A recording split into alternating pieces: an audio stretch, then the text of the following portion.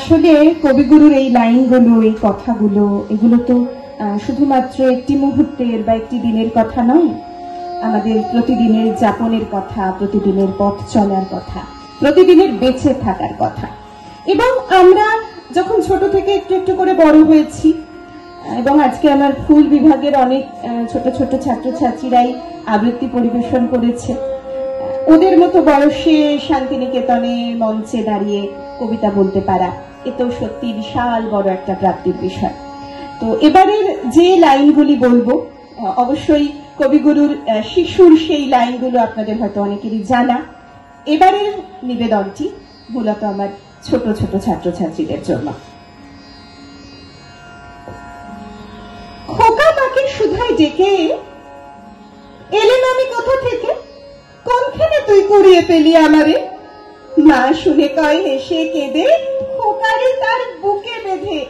ইচ্ছা হয়ে ছিলি মনের মাঝারে, ছিলি আমার পুতুল খেলায়, প্রভাতে শিব পূজার বেলায় তোরে আমি ভেঙেছি আর গড়েছি। তুই আমার ঠাকুরের সনে, ছিলি পূজার সিংহাসনে, তারই পূজায় তোমার পূজা করেছি।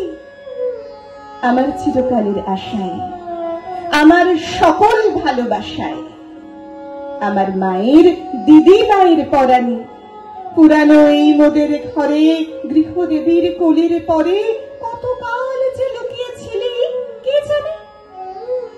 যৌবনেতে যখন হিয়া উঠেছিল প্রস্ফুটিয়া, তুই ছিলি সৌরভের মতো মিলায়, আমার তরুণ অঙ্গে অঙ্গে জড়িয়েছিলি সঙ্গে সঙ্গে, তোর লাবণ্য কোমলতা বিলায়।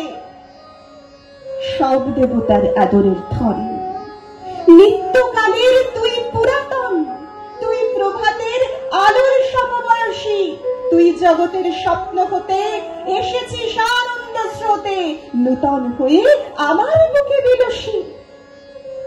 নির্নিমেষে তোমায় হেরে তোর রহস্য বুঝিবে রে, সবার ছিলি আমার হলি কেমনে।